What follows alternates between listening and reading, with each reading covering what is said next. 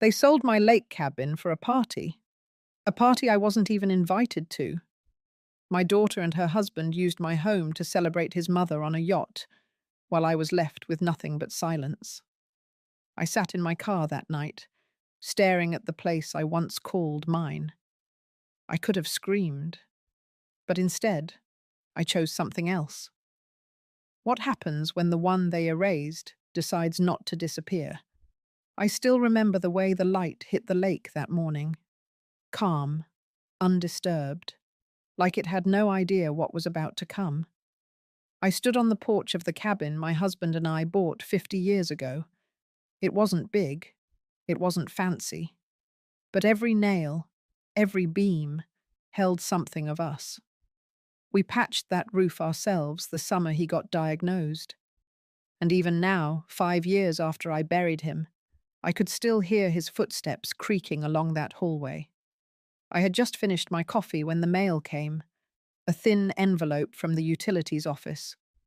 Nothing strange. I opened it and saw a late notice for the water bill. But that made no sense. I paid it on time, always had. I even double-checked the amount just last week. So I called, gave them my name. The woman on the line went quiet for a second too long. Then she said, "Ma'am, you're not listed on this account anymore." I sat down, heart ticking uneven. Not listed. On my own house. She said the property had been transferred to new owners last month. At first I thought maybe it was a mistake, a mix-up in the records. But then I checked the deed, pulled it up online, and there it was. Sold. Paid in full. The buyer was a business name I didn't recognize. I don't remember hanging up the phone. I just remember staring at the lake like it could explain something. Like maybe it had seen the whole thing. That night, I called my daughter Desiree. She picked up like everything was fine. She asked if I had gotten the pictures from her latest trip to Miami. I told her I needed to talk. Serious. Urgent. Her voice dipped, but only a little. She said, "Mum, maybe we should sit down next week and go over everything together." I knew then. I knew before she even admitted it. Her husband, Mitchell, owns a luxury charter company. I had heard something about a yacht party they were planning for his mother's 80th.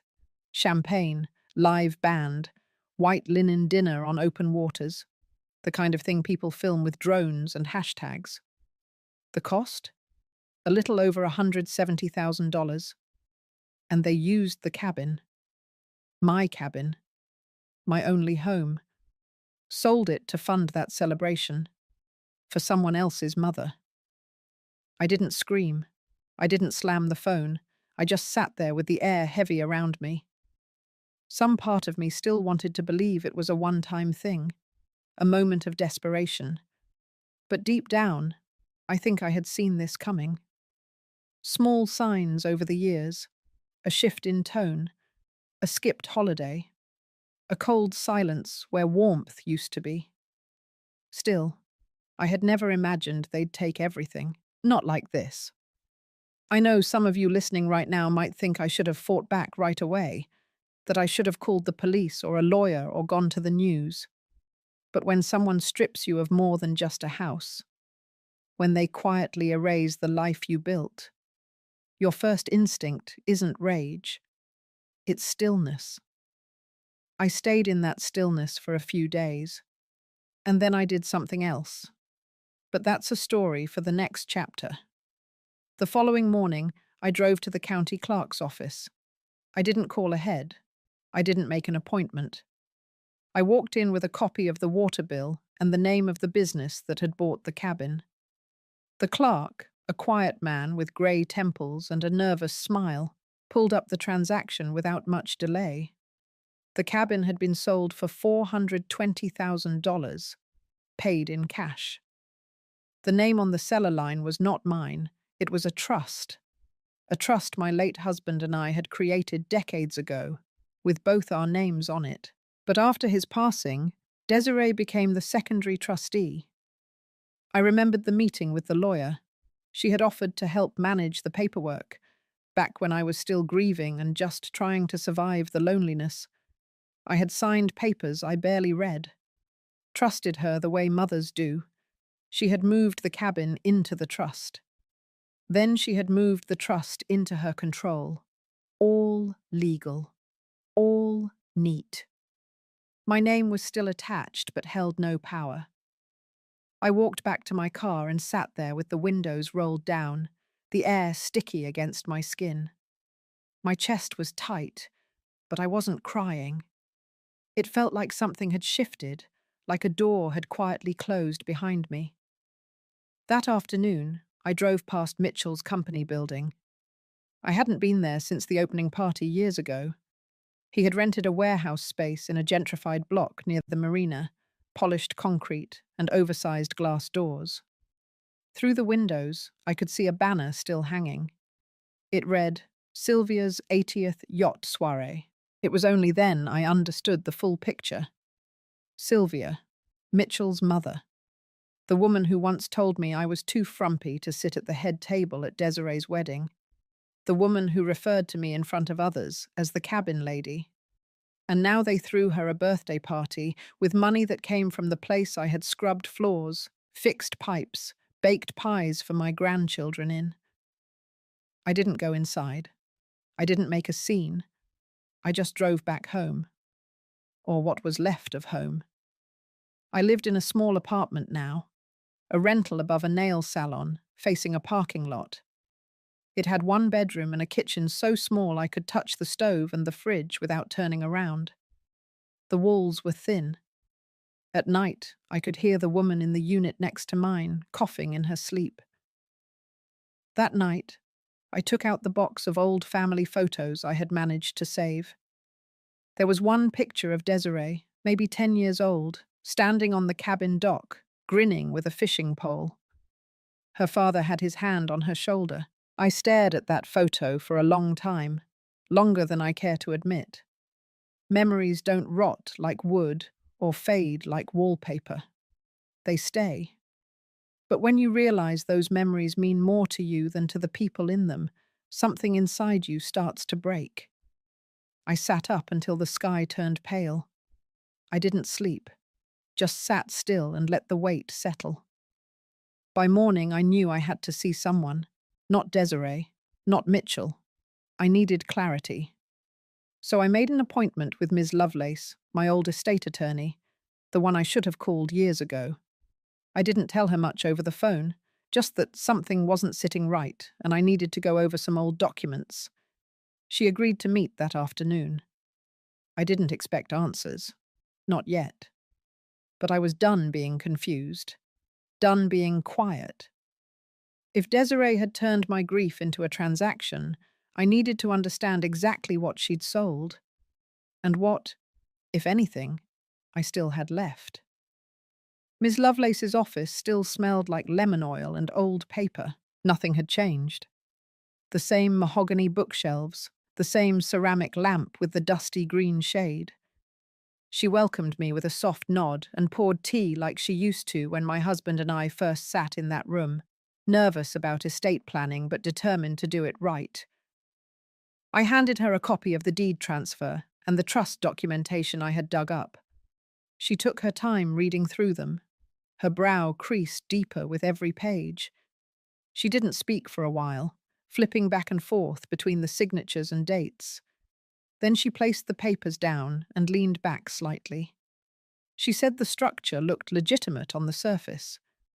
The trust was originally set up to hold and protect the cabin as a long-term family asset. After my husband passed, Desiree had used the successor trustee clause to reposition the trust. It gave her authority over decisions related to the property, especially if I was deemed to no longer be an active trustee. She paused. Then she showed me the form that triggered that clause. It was a letter, supposedly written by me, saying I was stepping down from all property-related responsibility for personal health reasons. The signature was mine, but I never remembered writing it, never remembered signing it. I stared at it for a long time. My hands went cold. It wasn't dramatic. It wasn't loud, just a slow unraveling from the inside out. She asked if I wanted to challenge the validity of the document, but proving I hadn't signed something years ago without clear evidence was nearly impossible, especially when it wasn't outright forgery, but more likely something I had signed unknowingly, folded into a stack of estate updates, masked under legal terms I hadn't questioned. Ms. Lovelace sighed and explained my position clearly. The sale had been legal, but ethically, it had been built on manipulation. Trust, the emotional kind, had been weaponized. I thanked her, holding the folder tighter than I needed to. When I walked out into the hallway, the building felt colder than I remembered. Back at the apartment, I didn't turn on the lights. I just sat on the edge of the bed and let the silence fill the room. A part of me kept replaying the image of that signature, my own name used against me. Not by a stranger, by my child. That night, I opened the old tin box where I kept some of the family's early letters and keepsakes. Tucked beneath yellowed birthday cards and faded postcards was a small bundle of printed photos from Mitchell and Desiree's wedding. One image caught my eye. It was a photo of all of us standing together in front of the old lake cabin. Mitchell with his arm around Desiree. Sylvia, smiling just enough for the camera. And me, holding a tray of lemonade, standing a little to the side. I stared hard at the photo. And then I noticed something. Someone had cut out my face in another copy of the same photo. The original was intact, but tucked behind it, another version, cropped, trimmed. My outline replaced with a smoothed background. It wasn't a mistake. It wasn't an accident. It was erasure. That image stayed with me longer than I expected. Longer than the lawyer's words. Longer than the signature. Because it said what no one else had said out loud. I was no longer part of the story they wanted to tell. That was the moment I stopped mourning the cabin. I started thinking about legacy and what it meant to leave behind something real, not just wood and nails, but truth. They had erased me from one picture. I still had time to write myself into another. By the end of that week, I had made up my mind. I wasn't going to confront Desiree or Mitchell, not yet. Confrontation only feeds the fire, and I was no longer interested in giving them more of my energy. What I needed now was distance, not drama. I started sorting through old boxes I hadn't opened in years. Not the emotional kind with photos or memories, but the ones with paperwork, tax records, mortgage stubs, receipts from the first repairs we ever made to the cabin. I needed to remind myself who I used to be. Not someone forgotten or brushed aside, but someone who built things from scratch. Someone who paid her dues. Buried in one of the folders was a document I hadn't seen in a long time. It was from a community development board. Years ago, I had donated part of the land behind the cabin to the township to preserve it as a walking trail. I had forgotten about it. But as I reread the letter from the county, I realized it still held my name. Not the trust's. Mine. It gave me an idea.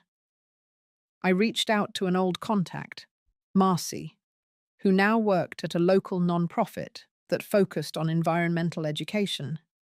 She remembered me, said she still thought of the cabin as one of the most peaceful places she'd ever visited. I didn't tell her what happened, just said I wanted to talk about possibly creating a legacy project, a fund or program that could use what was left of the land or its memory for something meaningful. She was thrilled, said she'd speak to the board. That maybe, even if I no longer owned the property, we could create a community story project. One that used the space as inspiration. A way to teach local kids about heritage and respect for history. I hadn't expected that spark of hope. But it came. Small, quiet, like the first flicker of light before sunrise. Still, Even as I explored those new paths, something else stayed with me. The image of that altered photo, the slow realization that it wasn't just about the cabin, it was about who I had become in my daughter's eyes.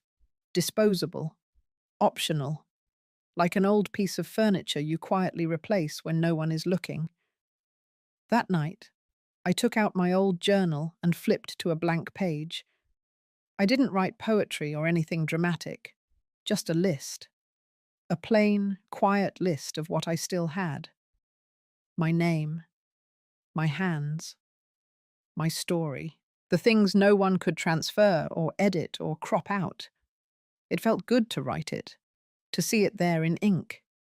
It wasn't about revenge. It was about clarity, about recentering myself after being pulled so far from who I used to be. Later that week, I visited the local library and found a shelf of community history binders, old newspaper clippings, photos, even a few student essays from long ago about the lake and its surroundings. There, wedged in the middle of a yellowing page, was a picture of the cabin. Mine, before the renovations. The porch still had the original swing. The dock was smaller, but it was unmistakable. I made a copy and took it home. I taped it to my refrigerator. It sounds silly, but it gave me something solid to hold on to. Proof that I had existed there, that my presence had mattered. Desiree could sell property. Mitchell could host parties. Sylvia could smile for cameras. But I had been the one to plant trees, to dig the garden beds, to patch the roof. The cabin may no longer belong to me on paper, but I carried its truth in my bones. And no one could take that away. It was a Sunday morning when I drove past the lake for the first time in months. The sun hadn't fully risen, and the fog still clung to the surface of the water. For a second, I almost forgot what had happened. I almost let myself believe that nothing had changed, that I'd be pulling into my gravel driveway, hearing the soft crunch of tires as I parked near the porch. But the gate was locked. A new sign had been installed. Modern, flat lettering. The name of the new owners was printed across the bottom, along with a security company's logo. It looked cold, clinical. Nothing like the place I had once called home. I didn't linger. I parked off the road and walked along the trail that still cut behind the cabin. The section I had donated years ago hadn't changed much. The trees were taller now, the path a little more worn, but the air felt the same. Damp pine, moss, and something softer, like the memory of something good. As I walked, I saw the dock come into view through the trees. Not the main one. A smaller one we had built ourselves, years before Mitchell added the bigger one for his boat. It looked neglected now, the wood grey and splintered, but it was still there. I sat down at the edge and let my feet dangle over the water. I didn't cry. I didn't curse. I just breathed, deep and slow, letting the stillness surround me. That's when I heard laughter. It came from the main house. Through the trees, I could make out figures on the porch, music, glasses clinking, another event, another gathering. Desiree's voice carried across the water. She was greeting guests. Her tone bright, performative. She used to speak like that in college, when she was trying to impress professors. Now it had become her default setting, smooth, polished, untouchable. Sylvia stood beside her. She was wearing something expensive, her posture perfect. I watched for a minute, then turned away. It was strange, realizing they had filled the space with so much noise, yet I felt nothing. No envy, no anger, just distance, the kind that isn't measured in miles, but in understanding. Back in my car, I didn't head straight home. I drove to a quiet cafe on the other side of town. It was a place I used to visit with an old friend before she moved to Oregon. I ordered black coffee and sat by the window. The view wasn't much, just a parking lot and a faded mural. but it gave me room to think. I took out my notebook and started mapping out something that had been forming in my mind. A small storytelling project, local women, elders like me, sharing moments they thought no one remembered. Not for pity, for preservation. There was strength in stories, not the ones people told about us, but the ones we told ourselves, the ones we claimed back from silence. As I scribbled down ideas, the waitress refilled my cup and smiled. She didn't know who I was. She didn't know what I had lost. But in that moment, it didn't matter. I felt like a person again. Not a problem. Not an obstacle. Just Evelyn. And that was enough for now. I woke up that morning with a calm I hadn't felt in months. There was no sharp edge in my chest, no weight sitting behind my ribs. Just breath, steady and quiet. Maybe it was the walk by the lake or the coffee shop conversation with myself. Maybe it was finally naming what had happened. Or maybe I had stopped waiting for someone to say they were sorry. I spent the morning rearranging the furniture in my apartment. It wasn't much, just a modest one-bedroom in a quiet complex near the park. But it was mine. Every item in it had been placed by my own hands. No one had rearranged it while I was gone. No one had signed it away behind my back. That made all the difference. In the afternoon, I visited a nearby community centre. Marcy had mentioned they were hosting a weekend open house for local initiatives. I had printed a few flyers about the storytelling project, not really expecting anything. I thought I might tack them onto a bulletin board and quietly leave, but people noticed. One of the organisers asked if I would be willing to speak, just for a few minutes. I hesitated. My voice hadn't carried in rooms like that for a long time. I had gotten used to silence, to being overlooked. But something inside me nudged forward, so I spoke. I didn't tell them about Desiree or the cabin. I didn't name names or share betrayals. I simply talked about the value of memory, about how much we lose when we assume elders have nothing left to say. I said the world needed stories from those who had lived long enough to see things change, and those who had felt the sting of being forgotten. When I finished, there was a pause. Then a few people clapped, not politely, genuinely.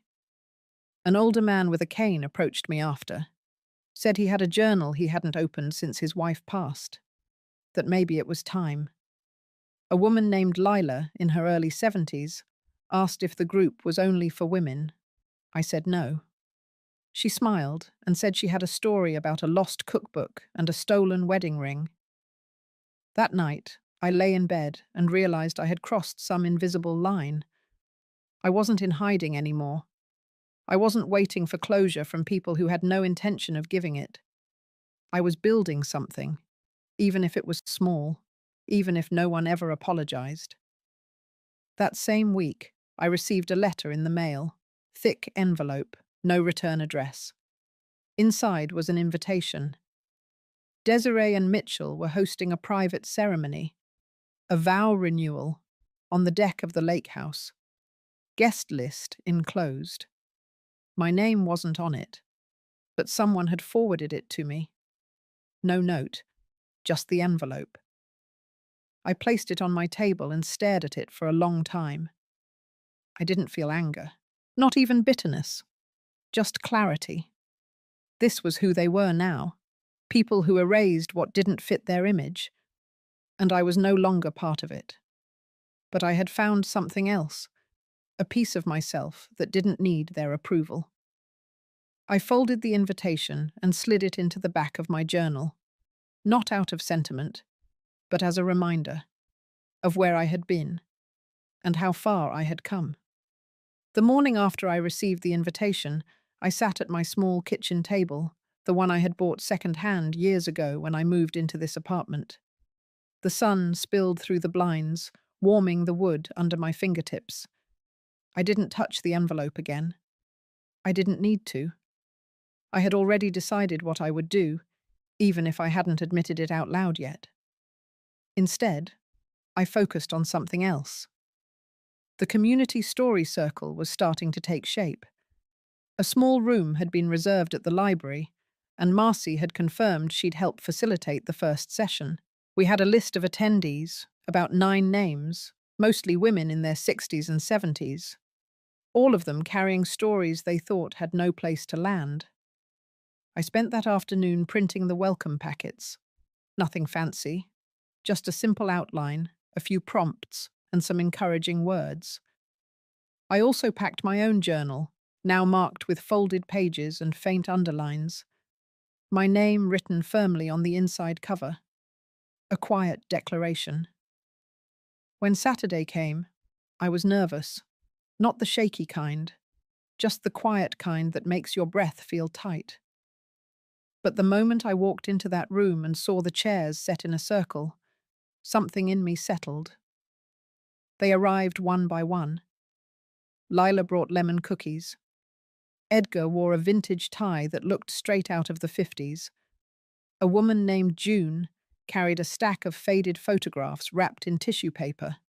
There was laughter, shyness, even a few tears. And it was all real. Honest in a way I hadn't experienced in a long time. I shared my own story, not the full version, just the part about feeling erased, about having something I built handed away like it was nothing. I didn't name Desiree or Mitchell, but the pain in my voice carried enough shape for them to understand. They listened. Then June spoke. Then Edgar. One by one, the room filled with memory. It was like breathing in fresh air after months underground. When I walked home that evening, I passed by a boutique window. A soft scarf in the display caught my eye. Forest green with copper stitching. I stood there longer than I expected, watching how it moved slightly under the ceiling fan's breeze. I went inside and bought it. Not because I needed it, but because I wanted to choose something just for me. Later that night, as I folded the scarf into my drawer, I caught sight of the invitation again. I pulled it out, set it on the table, and opened my laptop. Instead of writing to Desiree, I wrote to Marcy. I told her I wanted to expand the circle into a monthly event, include workshops, maybe even an exhibit. I could offer to teach a session on legacy planning. Not the legal kind, the personal kind. How to leave behind a life that couldn't be rewritten or stolen. As I hit send, I realized something had shifted. I wasn't trying to get back what I had lost anymore. I was building something new, and this time, no one could sell it out from under me. The call came just after 8 on a Thursday evening. I had just finished reviewing the final draft of our monthly storytelling flyer when my phone buzzed on the counter. It was from a number I didn't recognize, but something in me knew to pick it up. It was Sylvia. Her voice was lower than I remembered. Slower. Like she had rehearsed every word but still wasn't sure she believed them. She said Desiree had been going through a difficult time, that Mitchell was under pressure at work, that the vow renewal had not gone as smoothly as they hoped. She didn't say sorry, not directly, but she did mention the cabin. She said it had been a complicated decision, that Desiree thought I would understand, in time, that it wasn't personal, just practical, just a piece of property. I sat on the edge of my bed, listening to that word echo in my head. Just property. Sylvia paused, then asked if I'd be willing to meet for lunch. She said she had something she wanted to return. Her voice caught slightly on the word return, like it weighed more than it should. I agreed, not out of curiosity, not for closure, but because I was ready to look her in the eye and feel nothing. We met at a quiet diner 2 days later. She arrived wearing a pale blue coat I had once admired. She looked tired, not aged, just worn, the way people look when they know they've crossed a line they can't uncross. She slid an envelope across the table. I didn't reach for it. I waited. She said she found some old letters in the cabin's safe, letters I had written to my husband years ago, ones I thought had been lost in the fire we had during our first winter there.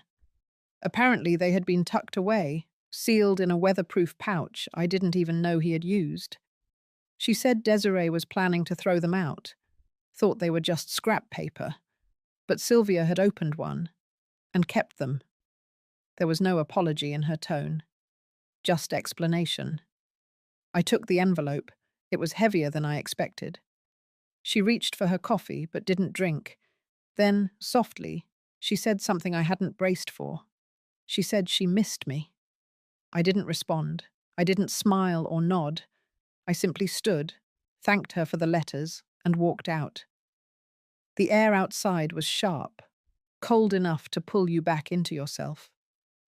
I held the envelope against my chest and kept walking. At home, I opened the letters slowly, one by one. The ink had faded in places. My handwriting was uneven, sometimes rushed, sometimes careful. Each word brought back pieces I had forgotten.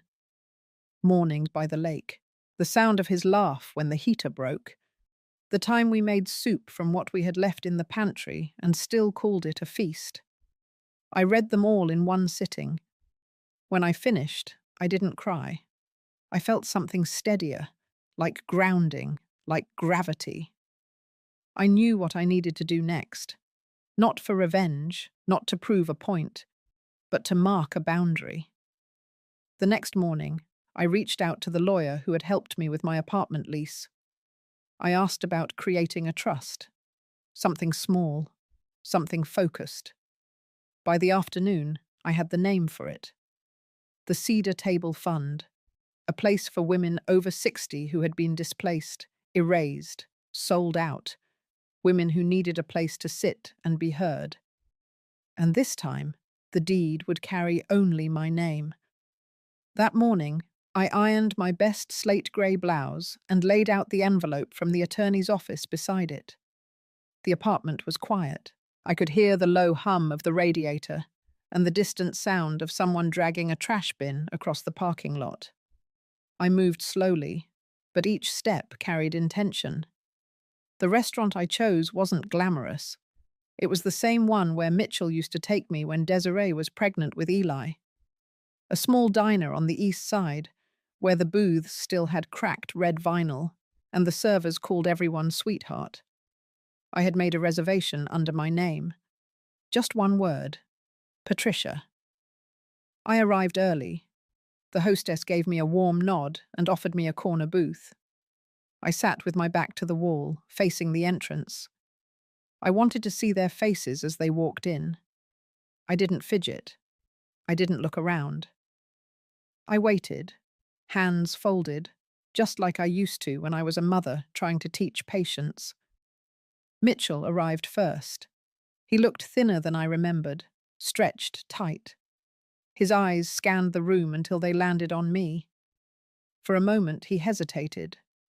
Then he came over, sat without speaking. Desiree followed 2 minutes later, adjusting her coat, expression unreadable. She didn't greet me. I waited until the server brought water, then pulled the envelope from my bag and placed it on the table between us. They both looked at it. Mitchell reached for it first, but I placed my hand gently on top of his. I told them I hadn't come for reconciliation. I hadn't come to ask for explanations or apologies. I told them I had simply come to inform. The Cedar Table Fund was officially registered. The papers in that envelope detailed its purpose, its funding, and its irrevocable status. I explained that I had taken the proceeds from the silent sale of the cabin, the one they executed behind my back, and reinvested it. Through research, community partnerships, and strategic allocation, I had turned what was meant to erase me into something that would outlast them. Desiree's mouth tightened. Mitchell leaned back, eyes narrowed. Neither spoke. I continued. The fund would support women over 60 who had been forcibly removed from their homes by family. It would offer emergency housing, legal assistance, and workshops on financial literacy. The first location would be named after my late husband. The second would bear my own middle name, not theirs. They didn't ask for clarification. They knew what this meant. I stood up then. My part was done. As I reached for my coat, Mitchell finally spoke. He asked if this was my way of punishing them. I paused at that, not from hesitation, but from the weight of what I wanted to say. I told him this was not punishment. This was preservation. I walked out into the cold with the kind of stillness that doesn't come from anger, but from knowing that you no longer owe anyone a version of yourself they can manipulate. That night, I lit a candle in the small alcove of my apartment and wrote a new journal entry. I titled it The Quiet Victory, and I slept better than I had in years. That winter, I started walking every morning before sunrise. There was something calming about the stillness, the way the sidewalks stayed empty and the streetlights painted long shadows across the snow. I didn't walk for exercise. I walked because the world felt quiet enough to think without interruption. Each morning, I'd pass the small office where the Cedar Table Fund was housed. Just a converted corner unit behind the bakery. But to me, it held more than brick and glass. It was the first space in years that felt like mine. Inside, the walls were painted a soft sage green. We kept a pot of coffee going all day. No buzzwords or mission statements on the wall. Just a corkboard with handwritten notes from women who had come through the program. Most of them never said much. They didn't have to. They just needed a seat. A safe pause. I hired 2 part-time staff members, both retired school nurses, women who knew how to listen without fixing. One of them, Lenora, liked to bring in fresh muffins on Mondays. The other, Mavis, clipped articles from local papers about elder housing laws and pinned them above the desk. Every day we met someone new. A woman who had been staying in her car behind the gas station. Another who had signed her house over to her son and was now sleeping in a church basement. One had lived with her daughter's family until they decided to turn her bedroom into a home gym. They arrived carrying plastic grocery bags and duffel bags, sometimes just a purse. But they all carried the same thing in their eyes. That stunned silence you wear when the people you raised act like you're a burden. We never asked for the full story on day one, just their name, whether they wanted tea or coffee, and if they needed to sleep. That was enough to start. One woman, Rosalie, had been a librarian for 30 years. Her husband passed, and 6 months later, her daughter told her they needed space. Rosalie ended up in a weekly motel until her pension cleared. By the time she came to us, she couldn't meet her own gaze in the mirror. She sat in our lounge for nearly 4 days before saying a word. When she finally did, it was to ask if the clock on the wall had always ticked that loud. That moment stayed with me. The details never shocked me anymore. What stayed with me were the small things, the way they folded napkins into precise triangles, the way they offered to help clean even when they had nowhere to go, the way they apologized for crying. The world had taught them that their worth ended when their usefulness ran out. But the fund wasn't built to rescue. It was built to remind. One Thursday afternoon, we hosted our first community circle. No agenda. Just women sitting around with their tea, sharing whatever they felt like. Some didn't speak. Others talked about old recipes or how they used to hang their laundry in the summer. At the end, I read aloud one of my old letters from the cabin, one I had written to my husband after our first snowfall there. No one clapped, no one needed to. After they left, I stayed behind to lock up. I stood in the doorway and looked around at the room we had made. The soft light, the worn couch, the warmth that had nothing to do with the thermostat. It was small. It wasn't perfect. But it was a kind of home. and I had built it from the ashes of everything they tried to take. That morning, a small envelope arrived in my mailbox. No return address, no handwriting, just my name typed neatly in the center. I carried it back upstairs, placed it on the kitchen table, and stared at it for a while. I had a feeling what it was. Not dread, just a quiet bracing. Inside was an invitation. Desiree's mother was hosting a retirement dinner for herself, a formal gathering on the same yacht they had used for that birthday party. It included Mitchell and Desiree's names in the RSVP section. I traced the gold foil print with my thumb and let out a short, tired breath. It wasn't the invitation that stung, it was the silence before it. The fact that once again, they hadn't spoken to me directly. This wasn't about closure, it was a performance, a display, and I had no interest in attending another act in their play. I walked over to the closet, pulled out a small box tucked behind my coats. It held my husband's watch, a worn photograph of the cabin porch, and a sealed letter I had written a year ago, but never sent. I opened it and read it quietly to myself. It was addressed to Mitchell. In it, I had written about the smell of cedar and pine sap in early spring, about the mornings when he was 10, fishing quietly with his father, not yet old enough to know the weight of grown-up choices. I wrote about love, and how it can harden into control when we confuse proximity with connection. That letter reminded me why I started the fund, why I rebuilt my life piece by piece, not to retaliate but to recover. I placed the invitation in the box next to the letter and closed the lid. Later that afternoon, I met Lenora and Mavis at the community centre. We were setting up for our new winter housing initiative. Foldable cots, warm blankets, little welcome bags with socks and cocoa. There was a small line forming at the door. One woman had frost on her coat sleeves. Another had her belongings in a suitcase with a broken wheel. We didn't have speeches or clipboards, just soft voices and open hands. One of the newer volunteers, a college student, asked me how I kept going, how I didn't let anger shape everything I did.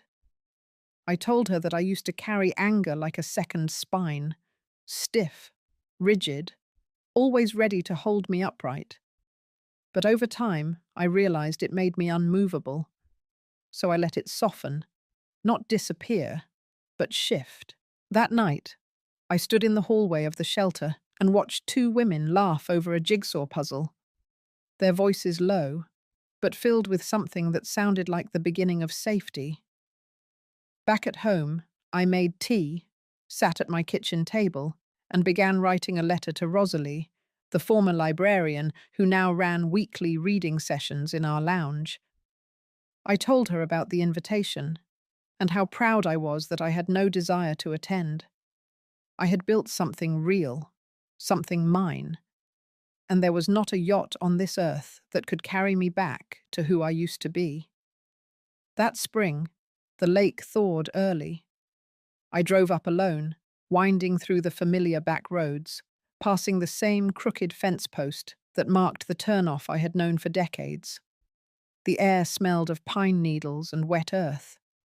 I hadn't been back here since the day they told me it was gone. But now, it wasn't theirs to take anymore. It had taken 9 months of legal work, a retired judge's recommendation, and one quiet conversation with the new buyers, who had purchased the place unaware of the betrayal behind its sale. After learning the truth, they agreed to a lease-to-buy transfer. The cabin wasn't mine on paper just yet, but it was back in my hands in every way that mattered. I stepped onto the porch and ran my hand along the wooden railing, the one Mitchell and his father built the summer before his high school graduation. It had been freshly sanded, but the grooves from old nails still whispered their history. I unlocked the door, walked inside, and stood in silence. Nothing flashy, just the creak of the old floorboards, the faint scent of cedar, the kitchen counter where my husband used to cut apples, the sofa where I had read books with Mitchell when he was small, before all the noise and roles and pride got in the way. I unpacked a small bag, just enough for a few days. Then I lit the fireplace, made a pot of coffee, and sat down in the same chair I always did, facing the water.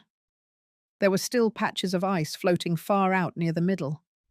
The wind blew steady and low. Later that evening, I wrote a short letter. Not to send, just to write. I told Mitchell I wasn't angry anymore. I told him I understood now that sometimes people cling to what makes them feel important, even if it costs them someone who once loved them without condition. I wrote that I hoped, someday, he would look in the mirror and see the boy who used to skip rocks on this lake, not the man who had forgotten how to listen. Then I folded the letter, placed it in the drawer by the window, and left it there. Some things don't need to be mailed. When I left the next morning, I locked the cabin and placed the key in my coat pocket. I wasn't sure when I would return, but I knew one thing for certain. This place wasn't a memory anymore. It was mine again, not because of ownership or deeds or contracts, but because I chose not to let bitterness own me. If you've ever felt like your voice didn't matter, like you were erased from a story you helped build, I hope this gave you something to hold on to. Sometimes healing doesn't come from fighting to be seen. Sometimes it comes from seeing yourself again, on your own terms. If this story touched you, share your thoughts. You're not alone in the silence.